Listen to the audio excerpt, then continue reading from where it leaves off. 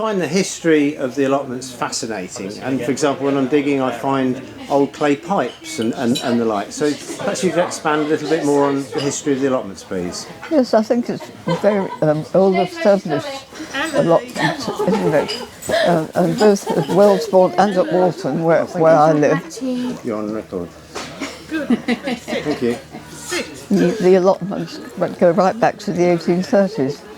And my husband's great-great-grandfather, Sir John Mordaunt, was the landowner at the time. And all the landowners were getting very upset because there was so much unrest in the south, particularly in Dorset, in 1834.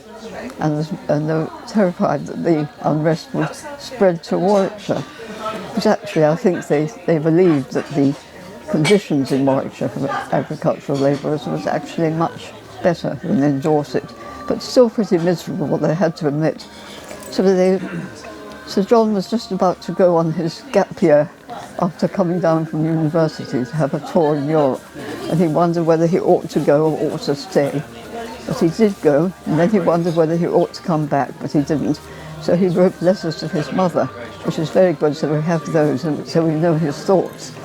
And the thoughts of the landowners were that if they raised wages, it would simply sort of dose down the fires temporarily. But they said it would perhaps be better to divide a field up into gardens so that they could go out and grow vegetables, which would have the double advantage of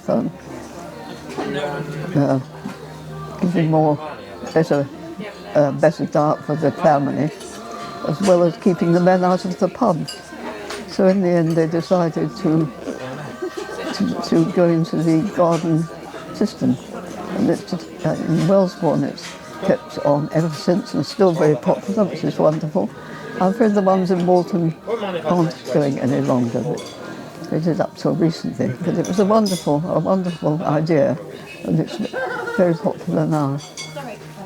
Well, it's certainly a vibrant community up in Wellesbourne, so we're certainly keeping the tradition going. Yes, it's wonderful. Would you like to say anything about the plants that would have been grown 150 years ago? Would they recognise what we grow, or would they be anything different? I think it's probably much the same, but certainly in the big garden in Walton, I know that there was a great big forestry policy in the 1830s where they did a lot of felling, and they sent the bark from the oak trees into the tannery in Stratford, and the spent tan came back to the gardens in Walton and were put on the hotbeds, and they had the sort of equivalent of the modern cloches and forced on vegetables for the table in the big house.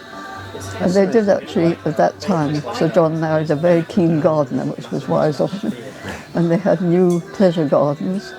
They put down lawns, and there were actually 5 women and 1 boy weeding the new lawns, so there was no question of rewilding in those days. No, quite the opposite. That's really interesting, so thank you very much.